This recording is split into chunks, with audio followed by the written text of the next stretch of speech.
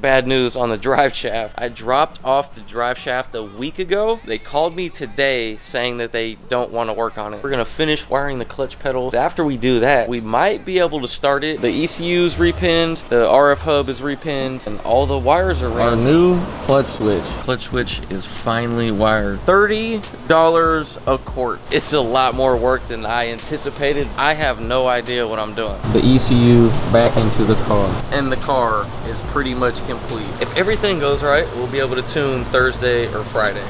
Hello, I'm Jensen. What's going on, guys? So we are back at City Performance. This is episode 17 of building a manual Hellcat charger. We got good news and we got a bunch of bad news. So as you guys know, I needed to get that transmission line because they were a lot different than the automatic ones. The transmission lines that I currently have has this little notch in it right here. Scamcat said that he had a set from his auto, which I thought would be the same size, but they're definitely not the same size fittings going to the transmission. So if we put them side by side, the manual ones are a lot smaller fitting than the auto ones, which sucks.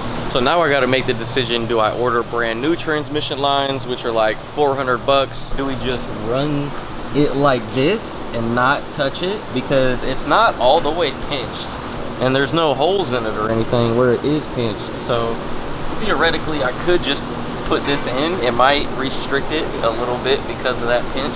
It's either that, $400 transmission lines, which are gonna take, I don't know how long to get here. Plus that's gonna throw everything off. So I don't know what to do. Might just throw these in here for the meantime and then order new ones. I don't know. What do you think, Cisco? About what? So these are way fatter than the damn manual ones. So that idea is not gonna work. Big shout out to Color Fittings because they overnighted me one of those compression AN fittings. The original plan was we were gonna like chop it maybe right here or something and then just use one of these fittings and bend it into place or whatever. But because the fittings are a lot different, we're not going to be able to do that. I don't think this would leak because it doesn't look like there's a puncture in it or anything. Because it's pinched pretty good, but it's not pinched all the way down, so fluid will still go in and out. It'll just be restricted. But it is just the cooler lines. Some people don't even run transmission coolers in these things. It's really important, but at the same time, it's not a super necessity. I'm really thinking of just running these just so we can fill it with fluid and get it going. I don't want to cheap out after we got this far and then something fails because of this. It's a cooler line, so I don't think anything could be catastrophic because of this line. Fluid will still get in and out of there. It's just a little less fluid.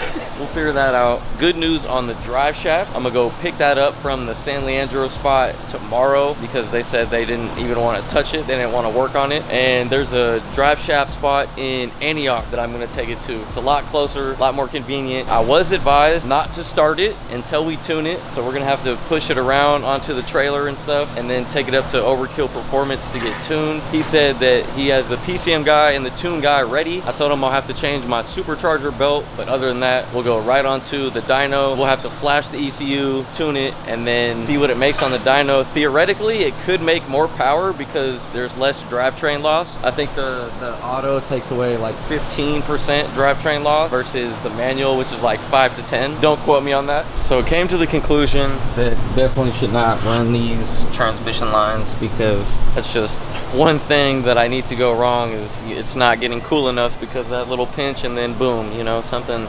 overheats and destroys itself. Another option we can do is do, you know, AN lines with AN fittings and just replace this entire hard line, which might even be a better option than the factory ones. Let me call Daniel at Color Fittings, see if he can help us out with this because we need this done ASAP. Talking about transmission lines so much, I had an epiphany.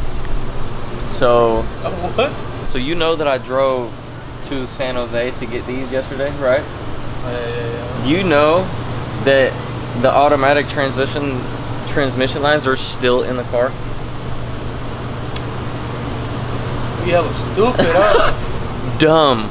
I did not need the transmission lines from Scamcat whatsoever. There's automatic transmission lines in the car. We would have saved so much time and effort if we would have just looked at the ones in the car and compared them to these fittings, because they're nowhere near the same. So stupid. Danny's over there looking at the clutch switch because we still need to repin the clutch switch. We got the ECU repinned, we got the RF hub repinned. The last thing is just connecting those wires to the actual clutch actuator, and we have the entire manual body harness from the Challenger. So we're just gonna find the OEM clutch switch and connect it to there. So a lot going on. Episode 17. Thank you guys for supporting us. If you haven't yet, make sure you go subscribe to Cisco's new YouTube, because he actually made one. City Performance. So I'm sure you'll see him down in the comments. Make sure you go subscribe to him. There's gonna be a bunch of build series and stuff on that channel that obviously won't be on mine. Let's get to work. So for everyone wondering why we didn't swap the body harness over and go full Challenger body harness, that's why. Because we would have had to install this entire thing, and that would have prolonged the process probably at least another 2 weeks or so. So hopefully, if everything goes right, which sometimes it doesn't, most of the time it doesn't for me specifically, if everything goes right, we'll be able to tune Thursday or Friday. So it should, don't quote me on this, I don't know yet, should be done by this weekend. I don't know, might be driving by this weekend, fingers crossed. Comment down below if you guys want to see it done by this weekend, because I know I do.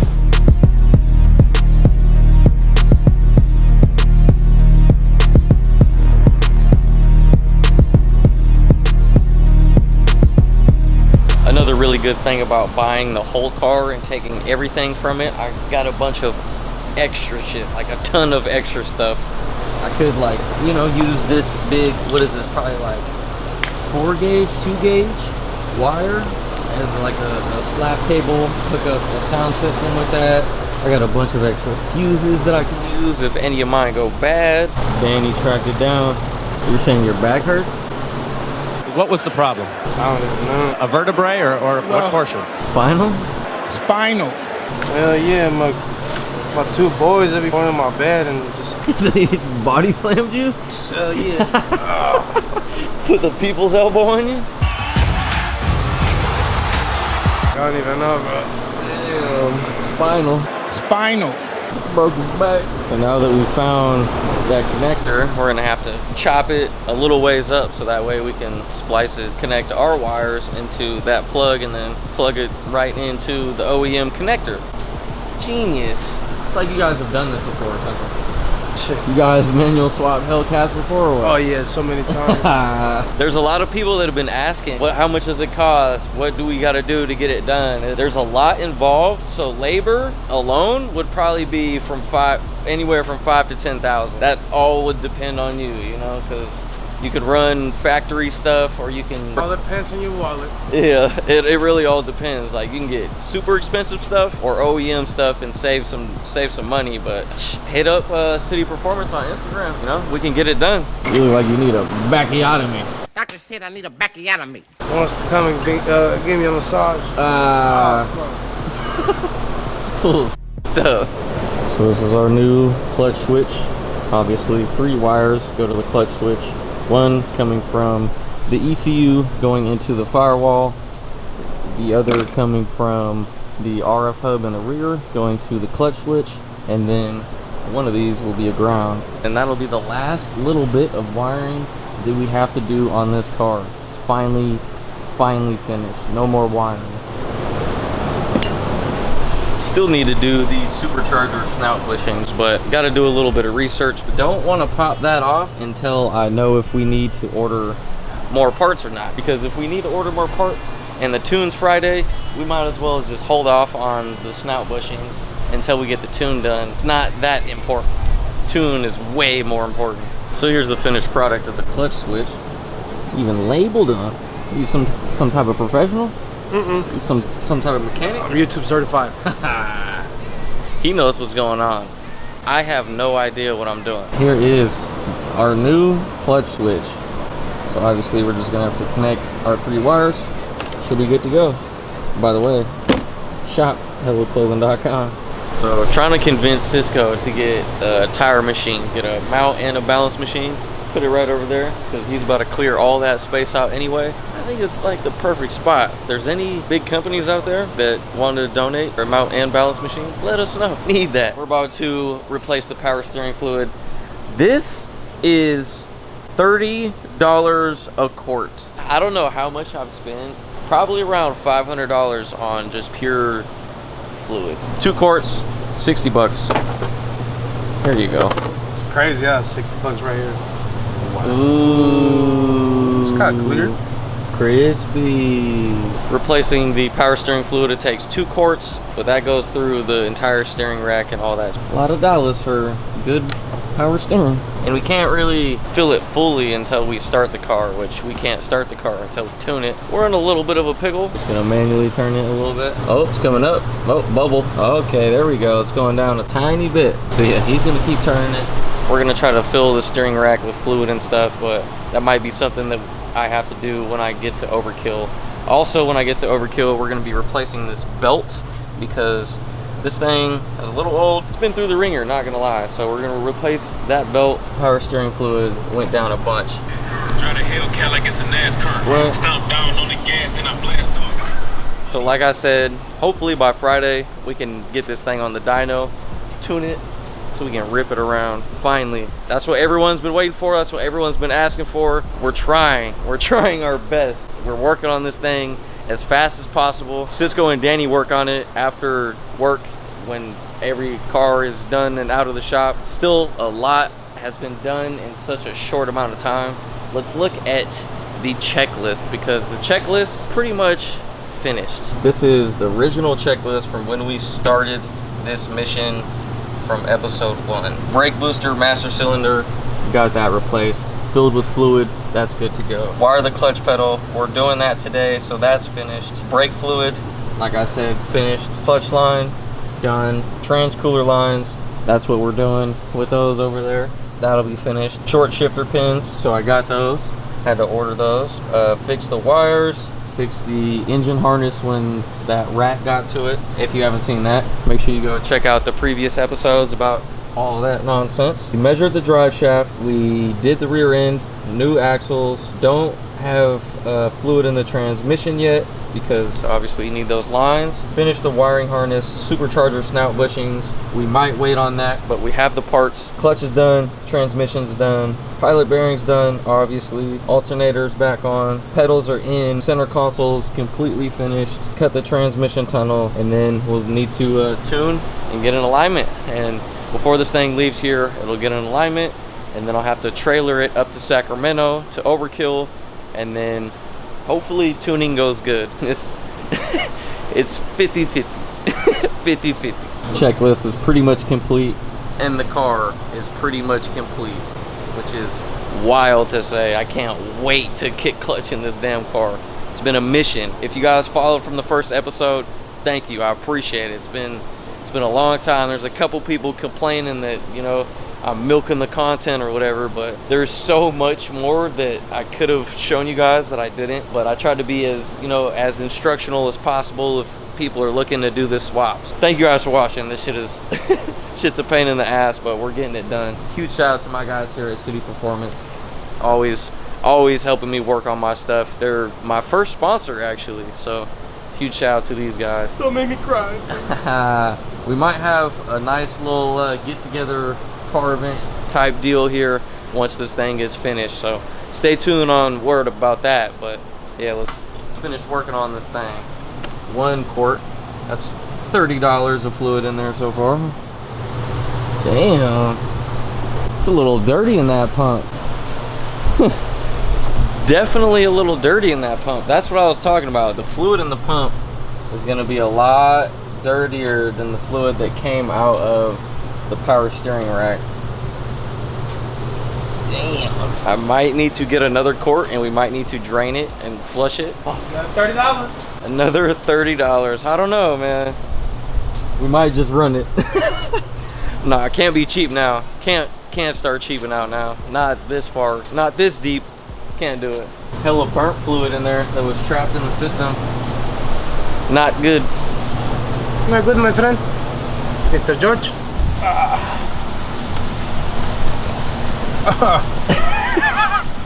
My back hurts, fool. Hold up. Needs a backiotomy. Backiotomy.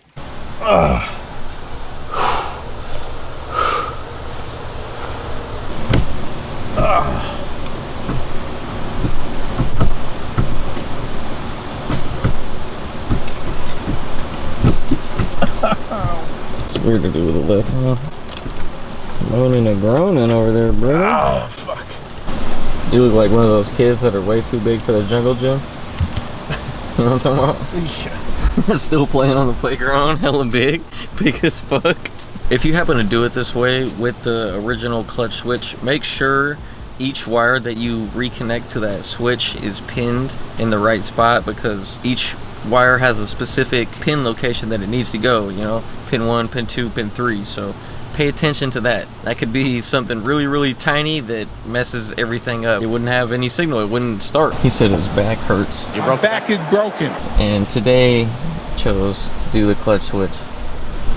Doesn't really make sense, but getting her done.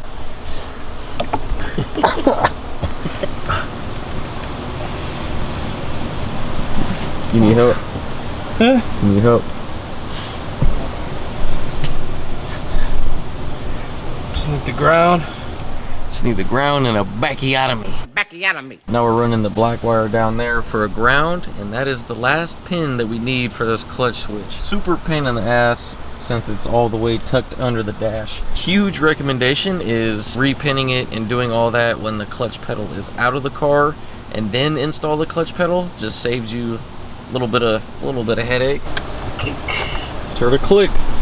So the clutch switch is finally in after a long time, couple episodes of repinning, you know, a bunch of stuff or running wires. Clutch switch is finally wired. If you've ever driven a manual car, you have to push in the clutch to be able to start the vehicle. So that's the reason we needed to wire the clutch, to be able to tell the car, hey, this is a manual transmission now, the clutch is engaged, let me start this damn thing. But as I said, we can't start it until tune day, because it'll throw a bunch of check engine lights and stuff. That'll come very shortly, but clutch switch checked off the list.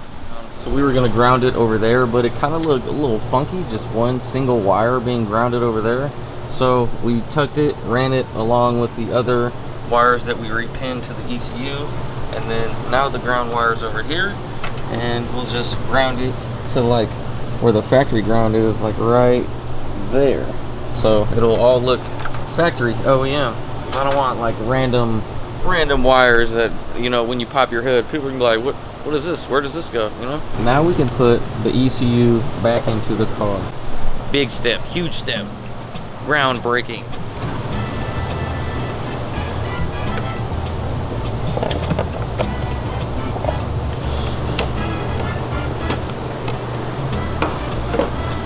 Computer is in. So now that the ECU is in, we could put the cowl back together, but before we put the cowl back together, we need to get that fuel line, or that fuel fitting. Cisco's gonna go grab that tomorrow, yeah? He'll go grab that tomorrow, so once we get that fuel line and fitting in, then we can put the entire engine bay back together. And tomorrow I will be dropping off the drive shaft, so that'll be taken care of.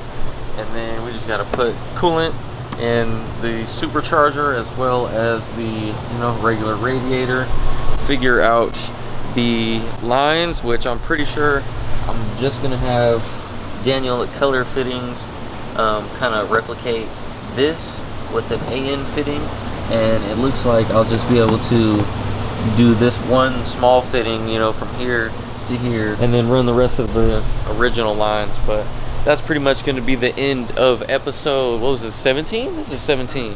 Thank you guys for watching these. This is a lot of work going into this. People keep asking, you know, how much for the swap? What does it take to do? It's a lot of work. It's a lot more work than I anticipated, but it's going to be so tight when it's done. Thank you guys once again for watching these. Stay tuned for episode 18. Make sure you guys go subscribe to his new YouTube channel, City Performance. I'm sure you'll find him down below in the comments, and I'll drop the link down below in the description as well. But yeah, thank you guys for watching. If you'd like to support the channel even more, go to helloclothing.com, grab you some merch, and I'll see you guys in the next video. Deuces.